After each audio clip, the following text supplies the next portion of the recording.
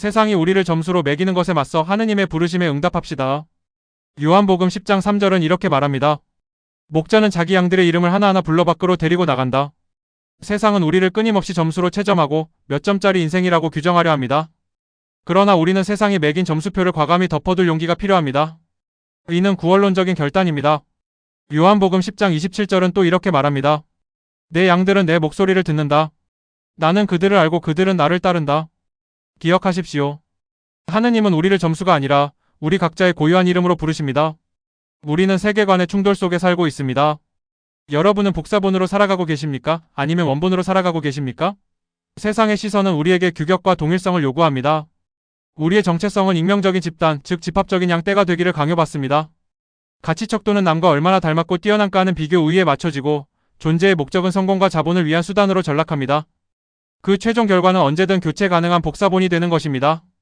하지만 하느님의 시선은 탈주와 단독성을 지향합니다. 우리의 정체성은 이름으로 불린 단독적 존재입니다. 가치 척도는 남과 얼마나 다른가 하는 고유함 자체에 있으며 존재의 목적은 생명 자체를 누리는 목적이자 사랑받는 존재가 되는 것입니다. 이 시선의 최종 결과는 그 무엇으로도 대체 불가능한 원본이 되는 것입니다. 여러분의 진정한 가치는 내가 정한 기준과 하느님의 시선 안에 있습니다. 여러분은 교체 가능한 부품이 아니라 대체 불가능한 단독자, 즉 싱귤라리타스 SINGULARITAS입니다. 공장에서 찍어낸 컵은 깨지면 얼마든지 바꿀 수 있지만 이름으로 불린 존재는 그 누구로도 대체될 수 없습니다.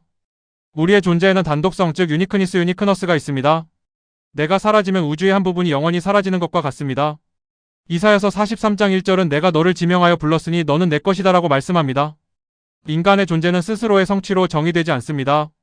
오직 하느님의 호명, 즉 보카티오 VOCATIO 속에서 탄생하고 그 의미를 찾게 됩니다. 우리의 존재 목적은 성취가 아니라 생명 그 자체에 있습니다. 세상은 인간을 돈 버는 도구, 가문을 빛낼 부속품으로 여기는 기계의 논리에 따라 환원하려 합니다. 그러나 임마누엘 칸트는 인간을 결코 수단이 아닌 목적 그 자체로 대해야 한다고 말했습니다. 성서의 언어는 우리가 이미 완결된 목적을 지닌 사랑받는 존재 ENSAMATUM을 가르칩니다. 요한복음 10장 10절에서 예수님은 나는 양들이 생명을 얻고 또 얻어 넘치게 하려고 왔다고 하셨습니다. 지에서 11장 26절은 당신께서는 있는 모든 것을 사랑하십니다 라고, 마태복음 16장 26절은 사람이 온 세상을 얻고도 자기 목숨을 잃으면 무슨 소용이 있겠느냐? 라고 묻습니다. 이 말씀들은 우리의 존재 자체가 최고의 가치임을 명확히 보여줍니다. 참된 주체성은 세상의 소음 속에서 우리 안의 고유한 목소리를 식별하는 것입니다. 세상의 소음, 즉 인풋은 끊임없이 우리에게 더 가져라, 더 올라가라, 남과 비교하여 우월함을 증명하라고 속삭입니다.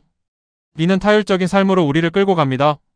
이때 우리에게 필요한 것이 바로 영적 식별, 즉 디스크레티오 스피리툼 DISCRETIO SPIRITUM이라는 필터입니다. 이는 낯선 사람을 따르지 않는 내면의 힘, 즉 요한복음 10장 4절에서 5절이 말하는 것입니다. 이 필터를 통해 우리는 목자의 목소리를 듣습니다. 내가 너를 안다. 너는 내 사랑하는 자녀다. 이것이 바로 요한복음 10장 14절의 메시지입니다. 주체성이란 단순히 마음대로 사는 것이 아닙니다. 세상의 유혹을 차단하고 내 안에서 울리는 부르심에 이것이 더 중요하다고 응답하는 자율적 결단이야말로 진정한 주체성입니다. 동일성의 감옥을 부수고 나만의 고유한 차이를 긍정해야 합니다. 철학자 질 들레즈는 동일성을 사회의 틀이라고 설명합니다. 성실한 직장인, 성공한 노인처럼 세상이 우리에게 씌우는 표준 노멀이라는 감옥 말입니다. 이 틀에 자신을 맞추려는 시도는 스스로를 가두는 것과 다름없습니다. 반면 차이는 존재의 진리입니다. 남과 비교해서 더 잘난 것이 아니라 남과 다른 것 그 자체가 진정한 가치입니다. 여러분을 특정 카테고리에 가두지 마십시오. 여러분 안에서 솟구치는 독특하고 이질적인 모습들을 긍정하는 것이 진정한 자기 존중입니다.